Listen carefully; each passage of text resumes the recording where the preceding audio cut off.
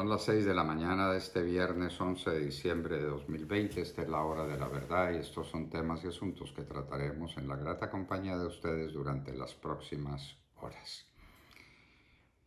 ¿Quién fue el derrotado en el Banco de la República? ¿El gobierno?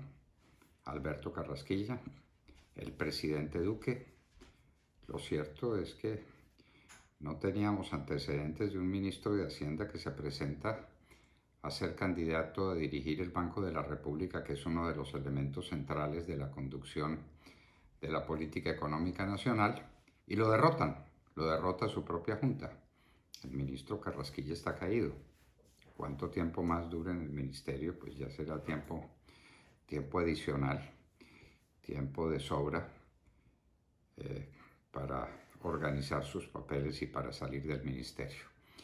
La pregunta es si el presidente Duque estaba comprometido con la suerte de Carrasquilla en el banco.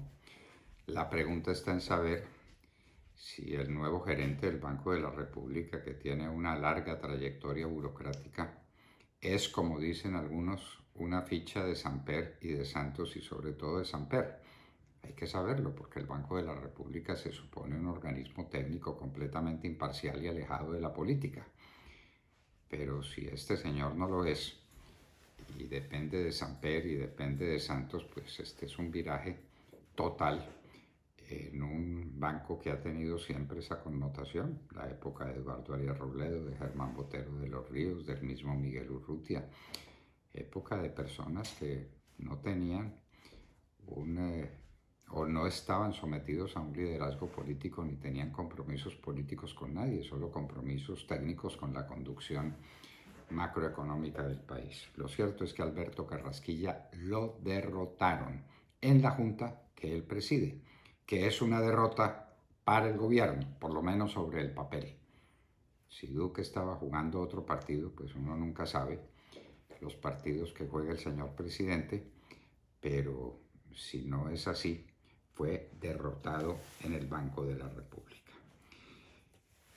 Plena discusión sobre el salario mínimo. Las diferencias empiezan entre el 2% que ofrecen los empresarios, que es más o menos la inflación, un poquito más que la inflación prevista, que parece será de 1.6, mientras que el sindicalismo pide 14. Sencillamente una locura, una locura.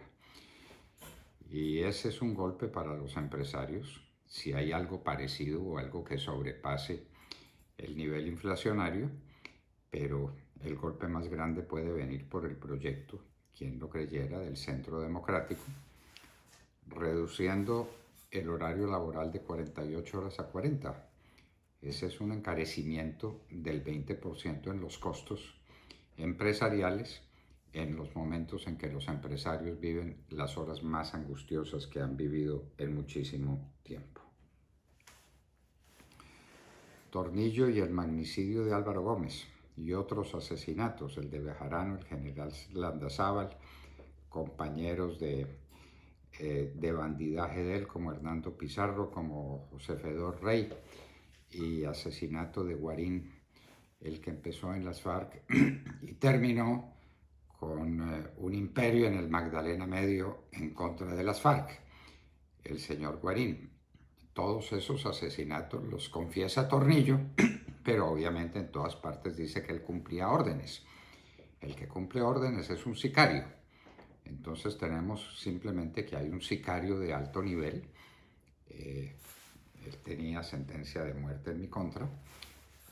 Obviamente esa sentencia de muerte se trató de cumplir. Salí con vida milagrosamente, mis escoltas no. Y Tornillo es el primer candidato. Nadie le pregunta, porque ¿qué le van a preguntar en la JEP por el atentado que casi cuesta mi vida? En la JEP. En la JEP donde se produjo el hecho más insólito que se ha producido en el mundo. La condecoración a la expresidente de la JEP y actual miembro de la JEP por parte de los bandidos de las FARC, de la señora Griselda Lobo, de la vicepresidenta del Congreso. Son los reos condecorando al juez. Eso sí no tiene antecedentes en el mundo. Aquí habíamos inventado muchas cosas, pero que los reos condecoren al juez, eso no tiene antecedentes en Colombia ni en el mundo. La ley de vacunas, hablaremos con el representante Ricardo Ferro, porque hay cosas muy importantes. La responsabilidad que asumen las farmacéuticas sobre las vacunas es uno de los temas para discutir. ¿A quién se le van a comprar las vacunas? ¿Qué se ha hecho en ese sentido? ¿Cómo va a ser el tema de las empresas que aportan a la compra de vacunas para que descarguen ese aporte de sus declaraciones tributarias? Es decir, una exención tributaria más o menos, un costo tributario que se reconoce por el pago para las vacunas. Desde Providencia, la periodista Luz Marina Livingston nos cuenta cómo van las cosas. Están en muy buenas manos, en las manos de la ex senadora Correa, pero queremos saber a qué ritmo va y cómo es la reconstrucción de Providencia y por cuenta de quién se hace. No había seguros, ya nos lo dijo el presidente de Fasecolda, no había seguros vigentes, seguro de huracán no había para nada, ni ningún seguro que se parezca. Nos llama la atención porque sí hay seguros que comprenden cualquier hecho de la naturaleza que cause daños, pero parece pues que las compañías de seguro no pagan, los isleños no tienen con qué pagar, no tenían seguro vigente para nada, al parecer, entonces pagamos entre todos los colombianos, ya se verá. La situación de Venezuela. Alberto Schlesinger, que es un especialista en temas de Venezuela, nos contará qué pasa después de este remedio de elecciones que organizó Maduro para legitimar su tiranía. Qué pasa con Leopoldo López, que está en Colombia, y qué pasa con esas relaciones con Venezuela cuando nuestro presidente dice que ayudó a escapar a Leopoldo López, es decir, que intervino en los asuntos internos de Venezuela, lo que no deja de ser una declaración harto audaz que valiera la pena que alguien nos explicara. ¿En qué va el referendo del Centro Democrático? Esa es una iniciativa de la que no volvimos a oír hablar en el último tiempo. ¿En qué va ese referendo? El presupuesto de Bogotá quedó en unos niveles altísimos de 23.9 billones de pesos. Y nos preguntamos el endeudamiento que es otra joya de la corona de la señora alcaldesa y que es un endeudamiento gigantesco, nadie sabe exactamente para qué, pero ahí estamos. Parece que el gobierno de los Estados Unidos le está exigiendo a Facebook que ponga en el mercado a Instagram y a WhatsApp, y parecería que tuviera éxito. Son unas operaciones gigantescas las que vienen en ese terreno. El arresto y la salud del ministro de Defensa. El ministro de Defensa se va el ministro de Hacienda, lo tumbaron con la elección de gerente del Banco de la República, se va también pues el ministro de Defensa, habían dicho que se iba la ministra del Interior, acaba de llegar el ministro de Justicia que sabe poco de su cartera. Hay una situación compleja. Se dice que el ministro Malagón, con excelentes calificaciones académicas, pasa al Ministerio de Hacienda, pero es que el tema tiene también una naturaleza política muy fuerte, porque viene una reforma tributaria. ¿Con quién la va a defender el presidente Duque en el Parlamento? Es la pregunta que uno se hace. Se amplió el cupo de endeudamiento de la nación en 14.000 millones de dólares. Ahí todos votaron, todos están a favor de los cupos de endeudamiento, porque es más dinero, porque son más halagos para la clase política, porque hay más puestos, porque hay más contratos, porque hay más actividad económica, y ahí se ponen todos de acuerdo. Alerta por UCIs en distintas partes del país. En Cúcuta están completamente copados los servicios de salud y hay varias otras ciudades. La situación de Cali es muy delicada, la situación de Bogotá es muy delicada, porque es que no solamente es el porcentaje global o total, es que hay muchos hospitales a los que ya no les cabe un enfermo más de COVID-19. Y seguimos en las fiestas y seguimos en la irresponsabilidad desbordada de muchos sectores de la ciudadanía. En Bogotá lo de San Victorino es un espectáculo de esa irresponsabilidad y no hay hospitales para tanta gente y no hay camas para tanta gente. ¿Qué es lo que va a pasar? Una buena pregunta. El oro de Venezuela en la Gran Bretaña. Recuerda que en el Reino Unido se dijo que el oro no le pertenecía a Maduro porque el Reino Unido no reconoce a Maduro como legítimo gobernante de Venezuela, sino que es el señor Juan Guaidó. Pero el efecto de Juan Guaidó sobre la vida real de Venezuela es limitado y uno no puede ser un presidente teórico de un país imaginario. Se habla de que en un año el Tribunal Supremo del Reino Unido tomará la decisión y dirá a quién le pertenece el oro de Venezuela que está guardado en sus arcas. El Día de Acción de Gracias ha dejado una estela de coronavirus en los Estados Unidos supremamente preocupante. Ya llevamos 2 días consecutivos con más de 3.000 muertos en los Estados Unidos, lo que significa que ya se supera cada día el terrible atentado contra las Torres Gemelas, donde murieron cerca de 2.890, 2.900 personas, porque tenemos días de más de 3.000 personas muertas en los Estados Unidos y hay lugares del país donde ya no cabe un enfermo más. La situación de California es gravísima, se están tomando medidas, pero parece que las medidas no son suficientes y el Día de Acción de Gracias impulsó, no se sabe hasta cuándo, este contagio general en los Estados Unidos. Mientras tanto, a Argentina se le apunta a la Sputnik 5 de Rusia, una vacuna que no ha sido probada, que no tiene los requisitos, los requerimientos que tiene Pfizer, que ya prácticamente está aprobada en los Estados Unidos. ¿Y qué pasa con las reacciones a las personas alérgicas y quiénes son las personas alérgicas que no lo pueden usar? Porque se habla de alergias severas. ¿Eso qué es? ¿Y quién determina si una alergia es severa o no es severa? Difícil determinar eso. También en la Argentina están discutiendo la legalización del aborto. Legalización que se ha discutido mucho tiempo, eso está en el Parlamento argentino, es legalizar el asesinato en las personas más indefensas, que son los niños que están en el seno de su madre. Eso es un asesinato. Pueden decir lo que quieran y que la mujer dispone de su cuerpo, claro, pero no del cuerpo ajeno. Esa criatura está temporalmente en su regazo, pero esa criatura es un ser vivo que tiene derechos desde el momento de la concepción. Murió Alicia del Carpio.